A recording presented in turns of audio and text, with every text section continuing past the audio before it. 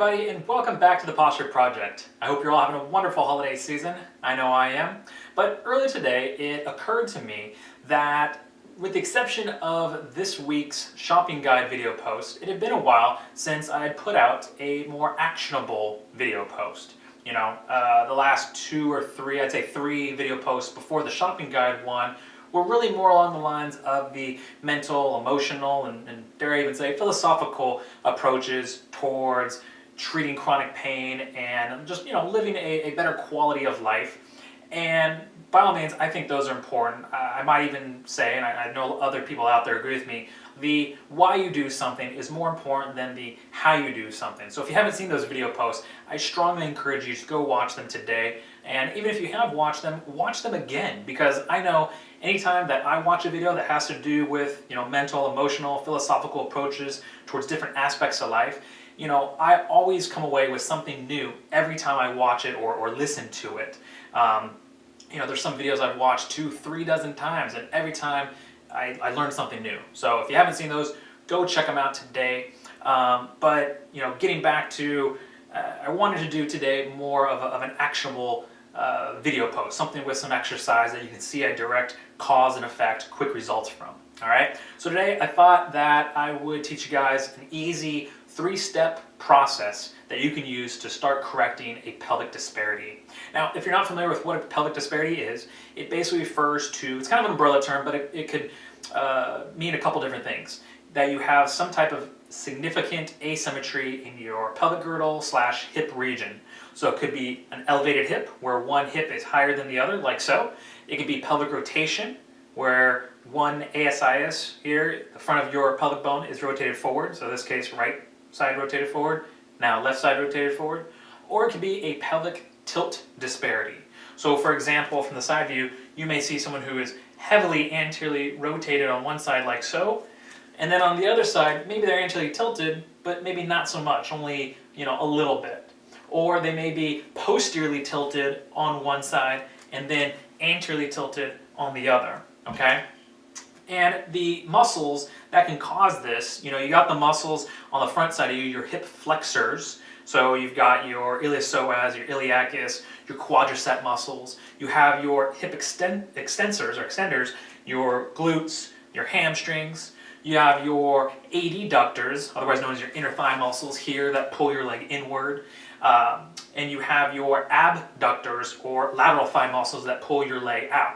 So it could be an imbalance of any combination of those muscles. But we're going to keep it really simple, all right? And this is the way I want you to test if you have a pelvic disparity. You're going to go into the frog position, and if you don't know what that is, there's a video down below. And you're not going to hold it for long. You're just going to get into it for 10-20 seconds, and we're going to kind of use it as a functional test. And we're going to see not only how far your knees drop out, and I don't want you to push them out, I want you just to relax, but how evenly they drop out. So if they drop out and one is up here, but the other is down here, you definitely have a pelvic disparity, okay? Or vice versa. Maybe one's here and the other's out here. It doesn't matter which, we want them even. Even if they're all the way up here, or even if they're all the way down here, we want them even. If they're not, then you have a pelvic disparity.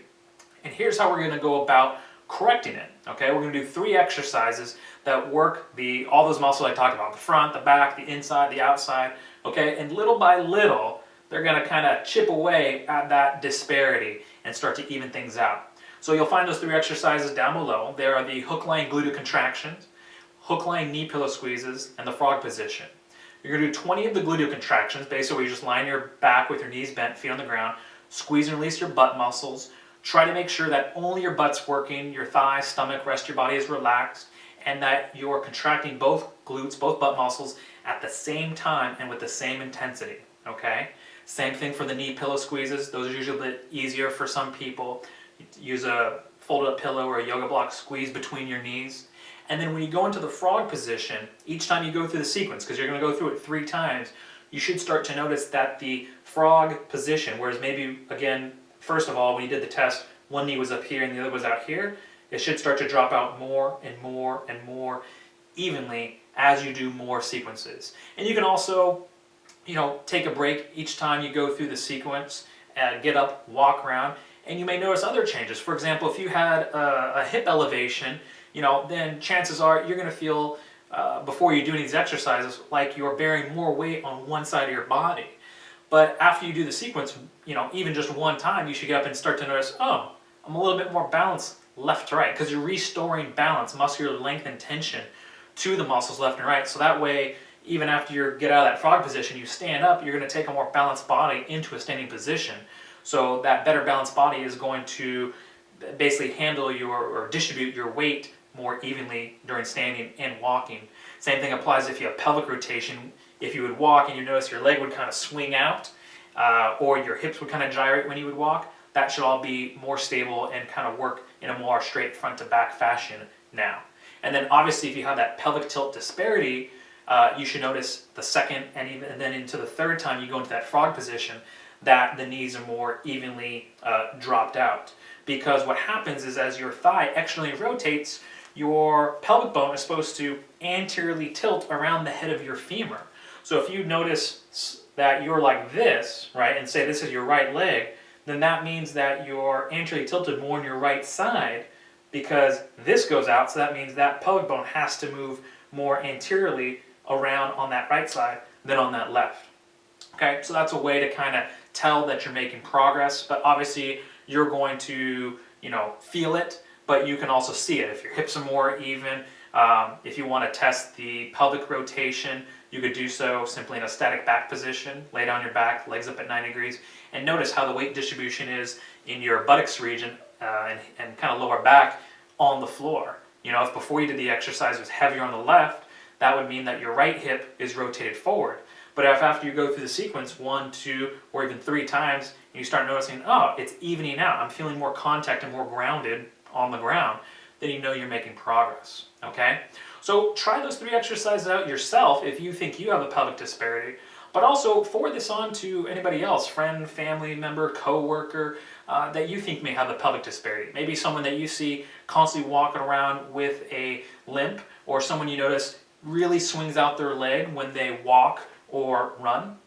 This is also really good for symptoms like lower back pain, hip pain, whether it's on the front or the back or the sides, arthritic hips, bursitis, in the hips, sciatica pain, all those things, really great. These 3 exercises, this sequence is really good at treating, all right? So try it yourself, share it amongst your friends, family, and loved ones, and let me know your findings, both before you did the exercises, each time you went through the sequence, and finally at the end, what they were down in the comment section below. All right?